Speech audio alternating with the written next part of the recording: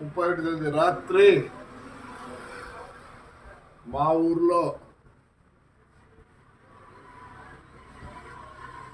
ప్రతి ఒక్క మహిళ నా మీద నమ్మకంతో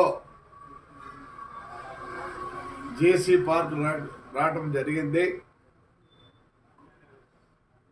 చాలా పెద్దగా అడ్వర్టైజ్మెంట్ చేసినారు, ఆడ సారా అమ్ముతారు, గంజాయి అమ్ముతారు అని. అసలు ఆ అమ్మాయి ఫోటో చూసారా మీరు? కొత్త పిత్తలుండి రోజా చేసుకుంటారు. అట్లా అమ్మాయి చెప్పేది నాయనా. రేటు ఉన్నాయి కదా బీజేపీలో సబ్ క్యాస్ట్, బజరంగ్ దళ, ఇంకా ఏంటంటే ఉన్నాయా, విశ్వ హిందూ పరిషత్. మంచి అమ్మాయిని పెట్టకూడదా? దానికే పేరు లేదు, అదే ఒక పెద్ద ప్రాస్టిట్యూట్.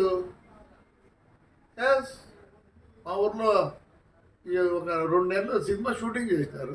నన్ను పర్మిషన్ అడిగారు. గాయత్రిది మా లెక్చరర్ ఇల్లు చూసినారు, మా సూర్యమణి ఇల్లు వాడినారు. మంచిదనాన్ని పెట్టండి. ఆడవాళ్ళకి ఎంత జిగుత్సాకరంగా ఉందంటే మీరు పెట్టిన ఆ లేడీ చూసినారు కదా, కొత్త బీత్తల రోజా పువ్వులు వేసుకుంది. ఫోటో పెట్టినారు కదా మా వాళ్ళు కూడా. అంటే మీరు ఎంత అవమానిస్తారు ఒక లేడీని ఎంత అవమానిస్తున్నారు?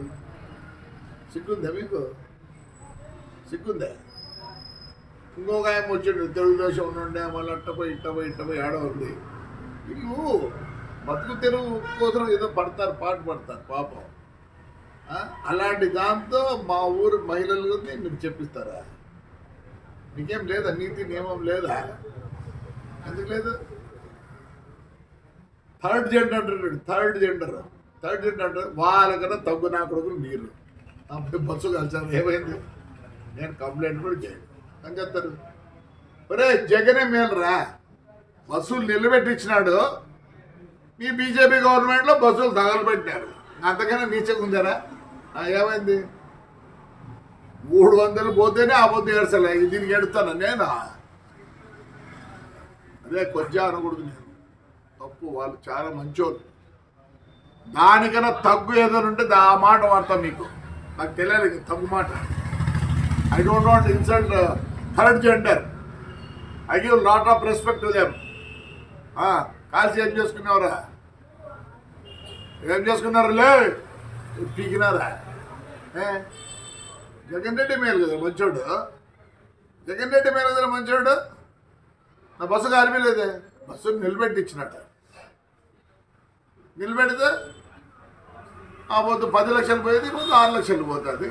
మీరు చేతగాని నాకు కొడకల్లారా అంటారా? ఏం పిక్తారా? మళ్ళీ ఇంకో బస్సు కాస్తారా? కలిసిపో. వరుసగా పెట్టినాడే. నేనే భయపడతాను అనుకుంటున్నారా? సిగ్గురే నా కొడకల్లారా. 16,000 మంది వచ్చినారు ఆడపిల్లలు. ఏమనంటే తురుకోలోనేమో హిజాబ్ చేయాలంటే వాళ్ళ మొగాలు మీరు చూడాలన్నా. నా కొడకల్లారా, ఈయనతో మన మొగాలు బయటికి రాకూడదు, అంతే కదా? ఆ తుర్కోల మొగాలు చూడాలి మీరు. తీ అంట. కోవిడ్ వచ్చినప్పుడు ఏం పెట్టుకోండి మీరా? వాళ్ళ ఆచారంలో వాళ్ళు పెట్టుకుంటున్నారు. మీకేమి రద్దా? వాళ్ళ మొగాలు అయితే తీయాలా, మీ మొగాలు ఏమో ఇంట్లో కూర్చోాలి. మళ్ళీ ఆడింగ్ అని వస్తుంది అనకూడదురా. థర్డ్ జెండర్ కన్నా తక్కువ అనకూడకల్లారా మీరు? ఏం చేస్తున్నారా? బస్సు కాల్చ అయిపోయింది, ఏమైంది? వస్తుంది రేలే. అది మా డ్రైవర్కి ఇచ్చిందే, ఎందుకంటే కోర్టులో ఉంది. జనవరికి వస్తే నేను మామూలుగా పాత బస్సులు 10 లక్షలు అయితే వాళ్ళు 5 లక్షలు ఇస్తా అంటే, ఎందుకంటే ఇన్నేళ్ళు నాకు పని చేసినారండి. ఒక జీవితం నాశనం చేసినారు. ఏమైందిరా చెప్తేనే థర్డ్ జెండర్ కన్నా తగ్గు నా కొడుకులు. అందరికీ నమస్తే. నిద్ర లేవగానే బోలెడని మిస్ కాల్స్ అనమాట. వాట్సాప్ ఓపెన్ చేయగానే సో ఆయన ఎవరో ఒక పెద్ద మనిషి, వయసు అయిపోయిన ఆయన నా గురించి చాలా పచ్చి బూతులు మాట్లాడుతూ కనిపించారు. ఆయన సంస్కారవంతమైనటువంటి భాషకి నా మనస్ఫూర్తిగా ధన్యవాదాలు. నా మీద కేసు కూడా ఫైల్ చేశారట, మరి నాకైతే తెలీదు. ఒకవేళ మహిళల సంరక్షణ గురించి నేను మాట్లాడడమే నేరంగా భారతదేశంలో పరిగణించబడితే అలాంటివి మరికొన్ని 10 కాదు 100 వీడియోలు చేయడానికి నేను సిద్ధంగా ఉన్నాను. నా మీద 100 కేసులు ఎవరైనా పెట్టుకోవాలి అనుకుంటే దయచేసి పెట్టుకోవచ్చు. నాకు ఎలాంటి అబ్జెక్షను లేదు. మహిళల మానం, మహిళల ప్రాణం మహిళలకే ఇంపార్టెంట్ కానప్పుడు నేను దాని మీద స్పందించడానికి పదే పదే సిద్ధంగా ఉన్నాను. 1000 కేసులు పెట్టినా నేనైతే వెనక్కి తగ్గేదే లేదు అన్నట్లుగా ఉంటాను. ఆయన పెద్ద మనిషి మాట్లాడిన భాష చాలా చాలా గొప్పగా ఉంది. వాళ్ళ తాడిపత్రి మహిళలు పతివ్రతలు, పక్క ఊర్లో ఉన్న వాళ్ళందరూ పతితలు అని మాట్లాడిన ఆయన గొప్ప భాషకి, గొప్ప సంస్కారానికి, అలాగే తాడిపత్రిలో ఉండే ప్రతి పతివ్రతకి, వారిని సమర్థిస్తున్నటువంటి ప్రతి పురుషుడికి కూడా మనస్ఫూర్తిగా ధన్యవాదాలు. కాకపోతే ఆ ఊరి మహిళలకు కానీ ఆ ఊరి పురుషులకు కానీ పాపం వాళ్ళు ఏమీ అనలేదు నన్ను.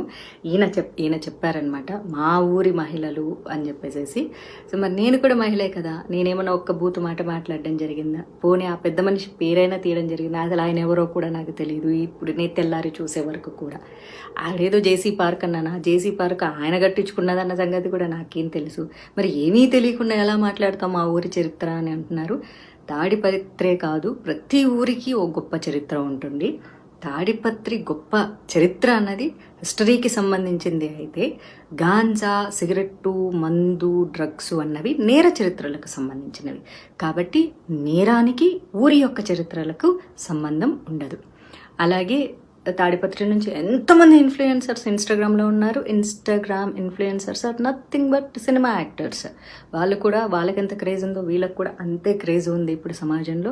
మరి తెర మీద కనిపించే వాళ్ళందరూ ప్రాస్టిట్యూట్లు అని ఆయన అన్నారు. కాబట్టి దయచేసి తాడిపత్రి నుంచి ఎవరెవరైతే తెర మీద కనిపిస్తున్నారో, భవిష్యత్తులో సినిమా రంగంలోకి రావాలనుకుంటున్నారో, అమ్మ దయచేసి మీ అందరికీ రిక్వెస్ట్ చేస్తున్నాను, ఎవరు రావద్దు. సినిమా ఇండస్ట్రీలో కేవలం ప్రాస్టిట్యూట్లు మాత్రమే ఉంటారు. మీ జేసీ ప్రభాకర్ రెడ్డి గారు చెప్పినట్లు తెర మీద కనిపించే మహిళలందరూ క్యారెక్టర్లెస్గా ఉంటారు, చాలా చాలా తప్పుగా ఉంటారు, గబ్బు గలీజ్ పనులు చేస్తుంటారు. కాబట్టి తాడిపత్రిలో ఉన్న వాళ్ళ మహిళలందరూ కూడా పతివ్రతలు. కాబట్టి దయచేసి ఎవ్వరూ కూడా తెర మీద కనిపించొద్దు. మీ అందాలు కానీ, మీ యొక్క ఆలోచనలు కానీ, మీ యొక్క రూపాన్ని కానీ కేవలం పెళ్లి వరకు మీ అమ్మా నాన్నలతో ఉంచి పెళ్లి తర్వాత మీ భర్తకి సమర్పించవలసిందిగా మనస్ఫూర్తిగా కోరుకుంటున్నాను.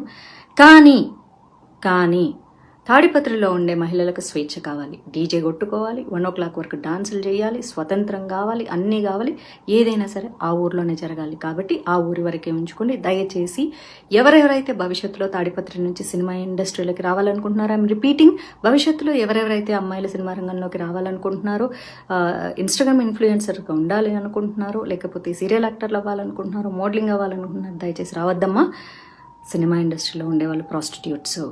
కాబట్టి తెర మీద కనిపించేటటువంటి అంశాన్ని మీరు వెనక్కి తీసుకొని తాడిపత్రిలో పవిత్రంగా బతకాలని చెప్పేసి తాడిపత్రి మహిళలకి, వారి యొక్క అన్నదమ్ములకి, తల్లిదండ్రులకి, భర్తలకి, బాయ్ ఫ్రెండ్స్కి అందరికీ నా మనవి. జేసీ గారి మాట వినండి. తెర మీదకి ఎవ్వరూ మహిళలు కనిపించవద్దు. మీరు ఏ పార్టీలు చేసుకున్నా, ఏ డీజేలు కొట్టుకున్నా, ఏ అర్ధరాత్రి వరకు ఎగిరినా, ఏ స్వతంత్రాన్నైనా సరే తాడిపత్రిలో మాత్రమే చేసుకోండి. మీరు ఎప్పటికీ పతివ్రతల్లాగా ఉండాలని. బయట ఊర్లలో ఉండేవాళ్ళు ఎవరు పతివ్రతలు కాదు, పతితలు అని చెప్పేసి, అందులోనూ సినిమా ఇండస్ట్రీలో ఉండేవాళ్ళు ప్రాస్టిట్యూట్లు. కాబట్టి నేను సినిమా ఇండస్ట్రీలో ఉన్నానే ఆయన అలాంటి పదజాలాన్ని ఉపయోగించారు. చాలా సంతోషం పెద్ద మనిషి గారు, చాలా చాలా సంతోషం అండి.